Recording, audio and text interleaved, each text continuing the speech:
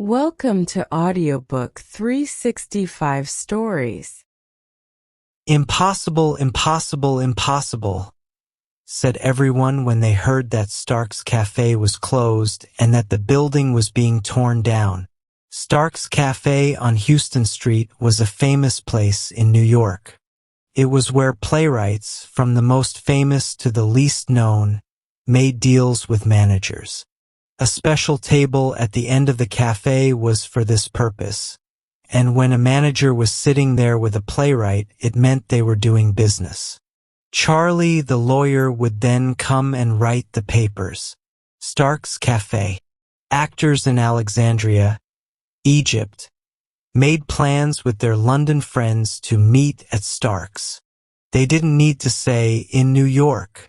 Stark's was the stage meeting place of the world.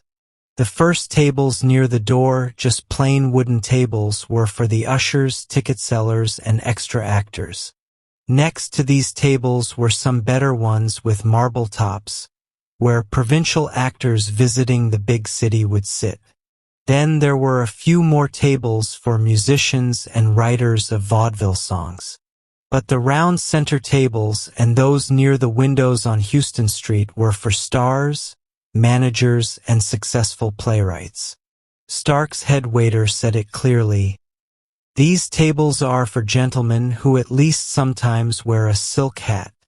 And now this place, this meeting spot of the world, was closed and being torn down. Old Samuels, one of the oldest actors, was very sad about it. "You understand," he said. "For 20 years I never missed a day at Stark's. In the morning, after breakfast, I would shave, dress, and go to Stark's. Maybe, who knows? And after lunch, I would go back. To save money on the bus, we moved close to the place. After dinner, I was there again, and after the show, maybe. Samuels's nickname was Samuel Maybe, because it's been more than 20 years since he came from London, where he was a success, to play here, and it's still maybe. But he has always been true to his art. Oh no, this was mainly because his wife and daughter were excellent dressmakers. You see for yourself what a disaster the tearing down of Stark's is," Old Samuels continued, as he wiped a tear from his eye. "All my hopes are gone. There can be no maybe any longer.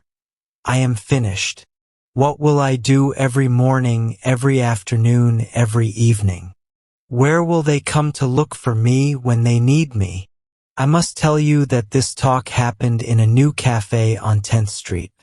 A kind friend suggested to the old actor that he should make this new place his regular spot. But the old man stood up straight, his eyes shone, and his thin hands shot out from his white sleeves in a dramatic move. "Here, in this place? I, Samuels, the man who played Keene and Shylock? No, never. Even if I starve to death. In a place without atmosphere, without history. Never. Never." 1 minute later, he looked up at the clock on the wall and started making quick excuses. His wife was waiting for him with supper. Samuels's past had one of the greatest dramas. It ruined his life. It was a disaster for him. Here is what happened to him 20 years ago. There were only 2 theaters with big names in the whole world. One was in London and the other was on the Bowery in New York, the old Talia Theater. The theater on the Bowery was more famous because of the talented playwright Jacob Gordon, who was in charge there, and the many actors he helped. It was every London actor's dream to perform in New York. One of Samuels's friends had already become famous on the Bowery. Samuels, who believed deep inside that he was better than any other actor, decided to try his luck in New York. In London, he was already famous for some classic roles. 10 days after he decided, he and his suitcase arrived at Stark's Cafe. "From London? How is London? What's the new play there?" people asked. Samuels wore his best clothes and was allowed to sit at the center tables.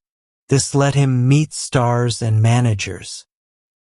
His friend, who had come before him, sat enviously at one of the smaller tables. He only had a small part in a play, for which he got paid in pasteboards, tickets, which he sold himself to ticket sellers. In those days, actors did not have $10,000 cars. Samuels's early success, being allowed to sit at the center tables, made his old friend, Cashin, very jealous. It happened that Gordon, the dramatic manager, saw Samuels, liked his face, and gave him a role right away in a new play they were rehearsing. That same evening, a message was sent to London to Samuels's wife. "Pack up and come with the baby." It brought Esther here 2 weeks later, just in time for the first night of the new show. Samuels's role was the one next to the star. Cashin had a very small role, as a servant to Samuels, who walked around in flowing robes backstage from one end to the other. Samuels waited behind the curtains for his cue. He had to come in with strong steps and say that he was leaving his unfaithful wife for her lover. Oh, how he was excited, waiting for his cue. It was supposed to amaze the audience. He was supposed to be even better than the star. And the cue was given, Cashin was near him, everything was ready. But just as he opened the door, Cashin gently but firmly stepped on poor Samuels's corn, on the little toe. The pain was so bad that Samuel stumbled and limped on the stage with one foot in his hands. Mechanically, he said his lines. Instead of using a loud and powerful voice to face the audience, he said them in a sad tone, like a whining dog, looking at the stage door with his back to the audience. It was so funny that the audience roared with laughter and couldn't stop. The heroine cried and begged, but it didn't help. The gallery kept laughing. When the curtain went down, Cashin had disappeared from the theater. The actors almost attacked poor Samuels. The playwright, Gordon, was very angry. Even if they cut your head off, you should still have acted your part properly, he said. As soon as the poor actor appeared again in the next act, the people laughed even more. Couldn't be stopped. When the manager came out before the curtain and explained to the people what had happened, it became even worse. The show couldn't continue.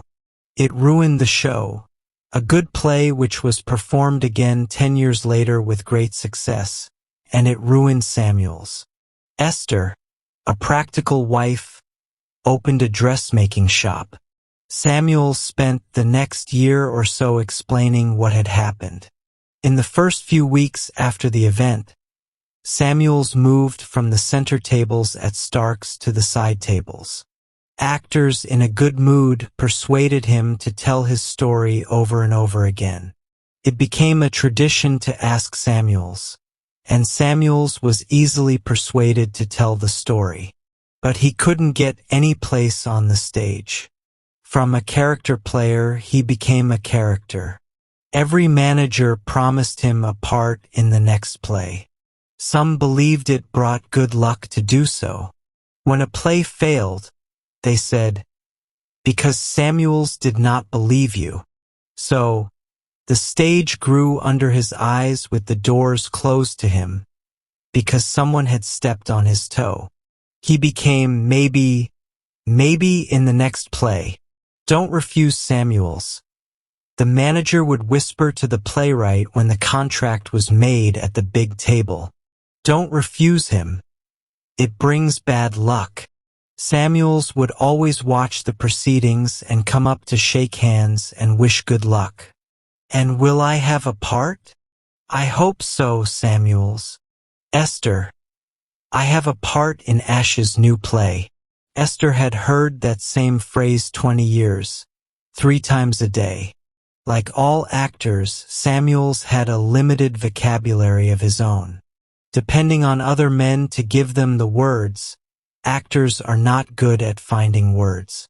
Then, the night of the first performance, Samuels would sit near someone, and as the role appeared, he would sadly say, "My role. Look what he is doing with my role." 20 years of daily hopes and daily disappointments. A whole world grew up before him. He knew nothing of it at all. Stark's Cafe was New York, America. The whole world was between his home and this place. His hair turned gray. The corners of his mouth drooped. His eyes dimmed. His shoulders stooped. His wife grew old. His daughter grew up and became tired from overwork. There was the Boer War, several earthquakes, the Balkan War, and now this great war. All this left Samuels cold and indifferent. All those years he was waiting at Stark's Cafe for a job. Maybe today. And this place of hope has disappeared.